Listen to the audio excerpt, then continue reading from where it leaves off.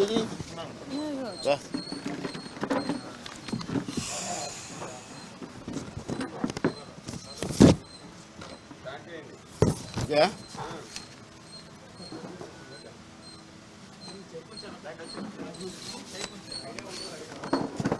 Okay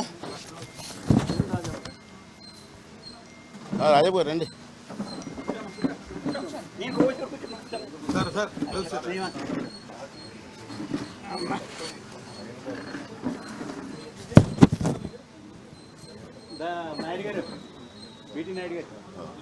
start చేద్దాం.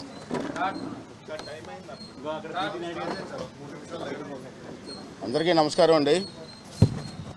అనిత్ గారు తెలుసు మీకు. మీరు అనకాపల్లి ఎక్స్ఎమ్మెల్యే గారు గోవింద్ గారు, మా గురువు గారు రాజప్ప గారు, రసవారు, అందరికీ నమస్కారం. మరి ఈరోజు ఇక్కడ మనకి రాజమండ్రిలో ఒక మేధావి ఉన్నారు. ఆ మేధావి మీకు తెలుసు, మీ అందరికీ తెలుసు. రాష్ట్రంలోనే ఒక మేధావిగా గుర్తింపు పొందినటువంటి వ్యక్తి. రాష్ట్రం గురించి బాగా ఎక్కువగా ఆలోచిస్తుంటాడు ఆ మేధావి గారు. అదేనండి ఉండవెల్లి అరుణ్ కుమార్ గారు. చాలా విషయాలు మాట్లాడుతూ ఉంటాడు. మరి ఆ రోజు చంద్రబాబు నాయుడు గారి పరిపాలనలో ఎన్నో విమర్శలు చేసినటువంటి వ్యక్తి. అందరూ ఏమనుకుంటున్నారంటే మేధావి కదా, కొన్ని మంచి మంచి సూచనలు ఇస్తాడేమో, ఈ రాష్ట్రం కోసం, రాష్ట్ర ప్రజల కోసం, రాష్ట్ర అభివృద్ధి కోసం మాట్లాడతాడేమో అని అనుకుంటుంటాం. అటువంటి ఉండవెల్లి గారు ఈవేళ ఒక ఉన్నతమైనటువంటి కులాల్లో పుట్టినటువంటి వ్యక్తి, బాగా చదువుకున్న వ్యక్తి అనుకుంటాము. నేను రాజకీయాల్లోకి వచ్చే 40 సంవత్సరాలు అయింది. నాకన్నా ముందు రాజకీయాల్లోకి వచ్చారు అతను. రాజకీయాల గురించి, రాష్ట్ర పరిస్థితుల గురించి బాగా క్షుణ్ణంగా తెలిసిన వ్యక్తి అతను. ఈవేళ ఉండవెల్లి అని బదులు ఓసరవెల్లి అనే పరిస్థితి ఇవాళ రాష్ట్రంలో వచ్చింది. ఎందుకు ఆ పరిస్థితి వచ్చింది మీకు ఉండవెల్లి గారు? మీరు మాట్లాడే విధానం ఎటు అర్థం కాని పరిస్థితి. మొన్న చంద్రబాబు నాయుడు గారు ఈ కేసులో అరెస్ట్ చేస్తే సిబిఐ ఎంక్వైరీ వేయండి, సిబిఐ చేత ఎంక్వైరీ చేయించని చెప్పి మాట్లాడుతున్నారంటే మీ మేధావితనం ఏమైందండి? ఎందుకు ఆ విధంగా మాట్లాడే పరిస్థితి వచ్చింది మీకు? ఆ కేసులో ఏముందయా? బాగా చదువుకున్న వ్యక్తిని పెద్ద మేధావిని మాట్లాడుతూ క్లియర్గా ఒకటి అడుగుతున్నాను. ఈవేళ మీ దగ్గర ఒక్క ఆధారం అని ఉందా కేసులో? లేదే. ఎందుకు చెప్పలేకపోతారు ఒక ఆధారం ఉందని? లేదని మనీ ట్రాన్సాక్షను ఆ కుటుంబ సభ్యులు ఎవరికైనా బ్యాంకుల్లోకి వెళ్ళిందా? ఒక్క పైసా వెళ్ళినట్టు చూపించలేకపోతున్నారే. కేవలం జగన్మోహన్ రెడ్డి వ్యవస్థల మేనేజ్ చేసి చంద్రబాబు నాయుడు గారిని ఇబ్బంది పెట్టడం కోసం, చంద్రబాబు నాయుడు గారిని రాష్ట్రంలో తిరగకుండా ఉండడం కోసం ప్రయత్నం చేస్తూ ఉంటే నువ్వు దాన్ని సమర్థిస్తున్నావు అంటే, ఒక మేధావిగా చెప్పుకున్న నువ్వు సమర్థిస్తున్నావు అంటే ఎంత ఘోరమైన పరిస్థితులు ఈ రాష్ట్రంలో ఉన్నాయి అని ఒకసారి అర్థం చేసుకోవాల్సిన అవసరం ఉంది. ఉండవెల్లి గారు మిమ్మల్ని అడుగుతున్నాను ఈవేళ. ఆ రోజు చంద్రబాబు నాయుడు గారు పరిపాలనలో బ్రాందీ సీసాలు చూపించి, అలాగే అందరికీ చూపించి ఎన్నో కథలు చెప్పావు కదా. మరి ఈవేళ ఈ పరిపాలన ఇంత ఘోరం జరుగుతుంటే ఒక్క రోజైనా నువ్వు మాట్లాడుతున్నావా? నీ పెద్దరికంతో ఆ ఇప్పుడున్న ముఖ్యమంత్రికి కనీసం సూచనలు ఇస్తున్నావా? రే బాబు, తప్పుదావలో వెళ్తున్నావు, సరిదిద్దుకో అని చెప్పే పరిస్థితి ఉందా నీకు? ఎందుకు మాట్లాడలేకపోతున్నావు అని ఒకసారి ప్రజలకు చెప్పాల్సిన అవసరం ఉంది. ఈవేళ నువ్వు ఉన్నావు, ఇందాకే చెప్పాను, ఒక ఉన్నతమైన కులంలో పుట్టిన వ్యక్తి నువ్వు. తిరుపతి దేవస్థానంలో విపరీతంగా దోపిడీ జరుగుతుంటే ఎప్పుడైనా మాట్లాడవా నువ్వు? ఎందుకు మాట్లాడలేకపోతున్నావా? దేవాలయ భూములు 43,000 ఎకరాలు కనపడటం లేదు అని చెప్పి దేవాదాయ శాఖ మంత్రి మన విశాఖపట్నంలో చెప్పాడు. రికార్డులో భూమి ఉందండి, 43,000 ఎకరాలు కనపడలేదు అని చెప్పి స్వయంగా దేవాదాయ శాఖ మంత్రి చెప్తే నువ్వు ఎప్పుడైనా దాని గురించి మాట్లాడావా? దేవుడికి అన్యాయం జరుగుతుందనే విషయంలో కూడా నువ్వు ఎందుకు మాట్లాడలేకపోయావని చెప్పి ఈ సందర్భంలో మీకు మనవి చేస్తున్నాను. అంతేత రెండో విషయం, మీ జిల్లాకు వద్దాం. మీ జిల్లాలో నీ కళ్ళ ముందు పక్కనే గోదావరిలో ఇసుక టన్నులు ఇసుక పోతూ ఉంటే మాయమైపోతూ ఉంటే ఎప్పుడన్నా దాని గురించి మాట్లాడావా? దాని మీద యాక్షన్ తీసుకోమని ముఖ్యమంత్రికి ఎప్పుడైనా చెప్పావా? లేకపోతే ఎవరికైనా రిపోర్ట్ ఇచ్చావా? ఎందుకు మాట్లాడలేదు? దాంట్లో నీకేం వాటా ఉందా? ఎందుకు మాట్లాడలేకపోతున్నావు? మాట్లాడాల్సిన అవసరం లేదా?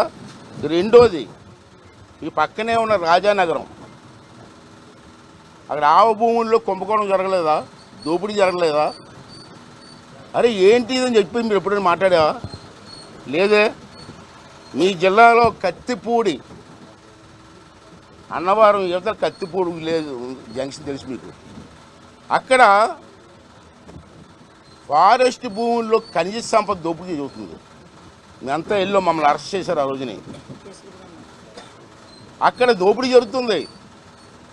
లాటరైట్ పేరు మీద బాక్సైట్ తవ్వేస్తున్నారు. ఆ తవ్వేసిన బాక్సైట్ ఎక్కడికి వెళ్తుందో తెలుసా మీకు? భారతీయ సిమెంట్ ఫ్యాక్టరీకి వెళ్తుంది. పబ్లిక్గా పెద్ద పెద్ద టిప్పర్లు వచ్చి దాని మీద భారతీయ సిమెంట్ అని రాసి అక్కడి నుంచి దౌర్జన్యంగా పోలీసు సహకారం తోలుతుంటే ఏంటి అన్యాయం అని చెప్పి ఎప్పుడైనా మాట్లాడారా ఉండవల్లి గారు? మీరు ఎందుకు మాట్లాడలేదండి? ముఖ్యమంత్రి గారు సతీమణి ఫ్యాక్టరీకి కలిసి వెళ్తూ ఉంటే మాట్లాడరా? మిగతా ఎవరి మీద బురద చల్లుతారా? ఇవన్నీ కూడా ఒకసారి మాట్లాడవలసిన అవసరం ఉంది. టిట్కో ఇల్లు, కొన్ని లక్షల ఇల్లు రాష్ట్రంలో ఉపయోగం లేకుండా పడి ఉంటే కొన్ని వేల కోట్లు ఖర్చు పెడితే ఎప్పుడైనా ఉండవల్లి గారు మాట్లాడారు? మీరు ఎంపీ చేశారు కదా, మీరు ఎంపీ చేశారు. కేంద్ర ప్రభుత్వం ఇచ్చిన డబ్బులు అవి. దాని మీద కూడా మీరు మాట్లాడకపోతే దేనికండి మీరు ఉండేది ఉద్ధరించడానికి? ఎందుకని మాట్లాడతారు? తప్పుడు మనుషులకి సహకరిస్తారా? కష్టపడే వ్యక్తికి ఇవాళ మీరు లేనిపోని నిందలేస్తారా? ఇవన్నీ కూడా ఉండవల్లి గారు మీరు ఆలోచన చేయవలసిన అవసరం ఉందని చెప్పి ఈ సందర్భంలో మేము చేస్తున్నాను. ఇంకో విషయం, రామోజీరావు గారు ఉన్నారు. ఓకే, ఎప్పటి నుంచో రామోజీరావు ఫైట్ చేస్తున్నావు, చేయి, వద్దంటలేదు, న్యాయం కోసం చేయి. కానీ రామోజీరావు గారి మీద ఎవరైనా ఒక్కరైనా రిపోర్ట్ ఇచ్చారా? దాన్ని ఎందుకు రాద్ధాంతం చేస్తున్నారు? రామోజీరావు గారు ఈ రాష్ట్రానికి ఏమైనా నష్టం చేశారా? ఏమైనా చేస్తే ఉపకారం చేశారు తప్పించి అతను మంచి ఇండస్ట్రీస్లో అక్కడ సినిమా ఇండస్ట్రీని డెవలప్ చేయడం కోసం ట్రై చేశారు తప్పించి ఎవరికి అన్యాయం చేయలేదే. మరి ఎందుకు కక్ష కట్టావా ముఖ్యమంత్రి అని ఎప్పుడన్నా అడిగావా? అడగకుండా మళ్ళీ నువ్వే అతని మీద కేసులు వేయించి ముఖ్యమంత్రి చేత దౌర్జన్యం చేసే పరిస్థితికి వచ్చావు. సరే, తప్పు చేసింది అనుకున్నావు, చేసావు. మరి పక్కనే ఉన్నటువంటి అగ్రిగోల్డ్లో కొన్ని వేల మంది బాధితులు ఉన్నారు కదా, వాళ్ళని కనపడలేదా ఉండవల్లి గారు? వాళ్ళ గురించి ఎప్పుడైనా మాట్లాడావా ఉండవల్లి గారు? మాట్లాడవా? అంటే ముఖ్యమంత్రి గారు డైరెక్షన్ ఇస్తే డైరెక్షన్ ప్రకారం మాట్లాడతావా? అందుకని మేధావులు అంటున్నారు. మేధావో మాకు తెలియట్లేదు. అసలు అర్థం చేసుకోవాల్సిన అవసరం ఉంది. ఎన్నాళ్ళు చేస్తావు రాజకీయం? ఎన్నాళ్ళు బతుకుతావు మనం? అప్పుడే నీ రాజకీయ జీవితం 45 సంవత్సరాలు 50 సంవత్సరాలు అయిపోయి ఉంటుంది. నాకే 40 సంవత్సరాలు అయిపోయింది. ఎన్నాళ్ళు బతుకుతావా? బతికినప్పుడు నాలుగు మంచి పనులు చేయవా? నాలుగు మంచి పనులు మాట్లాడవా? ఇవాళ చూస్తే మనం చూసాం, ఇవాళ రాష్ట్రంలో రాజధాని లేదు. ఎప్పుడైనా మాట్లాడావు? ముఖ్యమంత్రి ఏంటో రాజధాని లేని రాష్ట్రం, ఏమని చెప్పుకోవాలా అని ఎప్పుడైనా అడిగావా ఉండవల్లి గారు? అడగోరు, ఇటువంటి అడగో. మరి దేనికోసం వీళ్ళు మేధావి ఒకసారి ఆలోచన చేయవలసినటువంటి అవసరం ఉందని చెప్పి ఈ సందర్భంలో మనం చేస్తున్నాను. ఇవాళ రాష్ట్రంలో గంజాయి వ్యాపారం భారతదేశంలో నెంబర్ 1 రాష్ట్రంగా మనది ఉంది. భారతదేశంలో ఏ రాష్ట్రంలో గంజాయి దొరికినా ఎక్కడి నుంచి వస్తుందంటే ఆంధ్ర రాష్ట్రం నుంచి, విశాఖపట్నంలో ఉన్నటువంటి అటువంటి ప్రాంతాల నుంచి వస్తుందని చెప్పి పోలీస్ డిపార్ట్మెంట్ రికార్డు ఉంటే, దీనివల్ల యువత అంతా నాశనం అయిపోతూ ఉంటే ఎప్పుడైనా యువత పక్కన నిలబడి పోలీస్ డిపార్ట్మెంట్తో మీరు ఎప్పుడైనా వాదించారా? పోలీసులు ఏం చేస్తున్నారండి? ఎంతసేపు జగన్మోహన్ రెడ్డి చుట్టూ తిరగడం తప్పించి ఈ రాష్ట్రం కోసం రాష్ట్రంలో ఉన్న లా అండ్ ఆర్డర్ గురించి ఎప్పుడన్నా పోలీసులు ఆలోచిస్తున్నారా? దాని గురించి మీరు ఎందుకు మాట్లాడలేదు? జగన్మోహన్ రెడ్డి వ్యవస్థలు నాశనం చేశాడు. CID department, police department, IPS ఆఫీసర్లు ఏం చేస్తున్నారో ఎవరికి అర్థం కాని పరిస్థితుంది. దీని గురించి మీరు ఎందుకు మాట్లాడలేదు? మేధావులు కదా, మాట్లాడాలి కదా, వాళ్ళకి సూచనలు ఇవ్వాలి కదా. మీరు ఎందుకు మాట్లాడలేదు అని చెప్పి ఒకసారి అర్థం చేసుకోవాల్సినటువంటి అవసరం ఉందని చెప్పి ఈ సందర్భంలో మీ అందరికీ మనవి చేస్తున్నాను.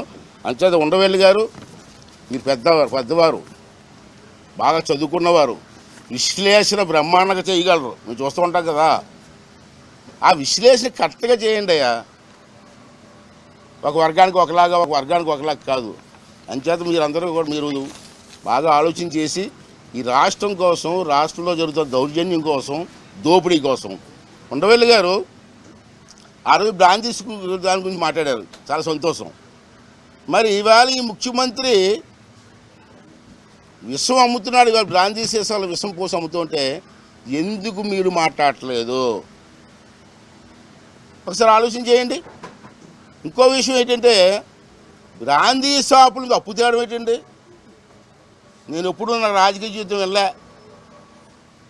8,400 కోట్లు బ్రాందీ షాపులకు అప్పు తేవడం ఏంటండి? అది ఎంత అండి? వడ్డీ ఎంత అండి? 9.5% వడ్డీ. 25 సంవత్సరాల గట్ట అప్పు. ఈ ముఖ్యమంత్రి రేపు 6 నెలల తర్వాత రాజకీయ సమాధి అయిపోతాడు, దాంట్లో అనుమానం లేదు. మరి అప్పు ఎవరు తీరుతారండి? 25 సంవత్సరాలు అప్ప. అరే, కలెక్టర్ ఆఫీసుల మీద డబ్బులు తేవడం ఏంటండి? పాలిటెక్నిక్ కాలేజీల మీద డబ్బులు తేవడం ఏంటండి? ఇంజనీరింగ్ కాలేజీ మీద డబ్బు తేవడం ఏంటండి? విశాఖపట్నంలో గవర్నర్ బంగ్లా మీద అప్పు తేవడం ఏంటండి? ఆఖరి విశాఖపట్నంలో రైతు బజార్ మీద కూడా అప్పు తెచ్చిస్తారండి. రైతు బజార్ మీద ఇంత దౌర్జన్యం జరుగుతుంటే, ఇంత దోపిడీ జరుగుతుంటే, ఉండవల్లి గారు పెద్దవారుగా మీరు ఎందుకు మాట్లాడలేదు? దయించి ఆలోచన చేయండి. ఈ రాష్ట్రాన్ని బాగు చేయడం కోసం ప్రయత్నం చేయండి. మనంతా ఆఖరి దశలో ఉన్నాం. ఉండవల్లి గారు, ఈ వయసు ఎంత వయసు మీకు తెలియాలా? నాకు తెలియదు. కానీ ఇంకెన్నాళ్ళు చేస్తాం మనం? కనీసం బతికున్నంతకాలం అయినా సరే ఈ రాష్ట్రానికి ఏదో మేలు చెయ్యాలని ఆలోచన చేస్తే కొంచెం రాష్ట్రానికి ఉపయోగపడుతుంది. దయించి ఇటువంటి కుట్ర రాజకీయాలు చేయకండి. రాష్ట్ర భవిష్యత్తు కోసం, మన పిల్లల భవిష్యత్తు కోసం ఆలోచన చేసి మీ తెలివితేటలు ఉపయోగించి 4 మంచి పనులు చేసి రాష్ట్రాన్ని కాపాడడం కోసం మీరు ప్రయత్నం చేయమని చెప్పి ఉండవెల్లి గారికి ఈ సందర్భంలో చెప్పడం కోసమే ఈరోజు మీ ముందుకు రావడం జరిగింది. దయించి పెద్దలు ఉండవెల్లి గారికి కూడా ఆలోచన చేసి మంచి సలహాలు ఇవ్వండి. జగన్మోహన్ రెడ్డి మీ ఫ్రెండ్ కొడుకే కదా. జగన్మోహన్ రెడ్డి మీ ఫ్రెండ్ కొడుకే కదా. ఇల్లు బాబు కూర్చోరు, తమ్ముడు బాబు కూర్చో, తప్పులు చేస్తున్నావురా, సరిదిద్దుకోరా అని చెప్పి చేయడం మంచిదని చెప్పి దానికి మీరు అందరూ ప్రయత్నం చేయాలి తప్పించి రాష్ట్రాన్ని సర్వనాశనం చేయడంలో మీ వంతు పాత్ర చేయడం మంచిది కాదని కూడా ఈ సందర్భంగా పెద్ద ఆయనకి మనవి చేస్తూ ఇది సెలవు తీసుకుంటున్నాను.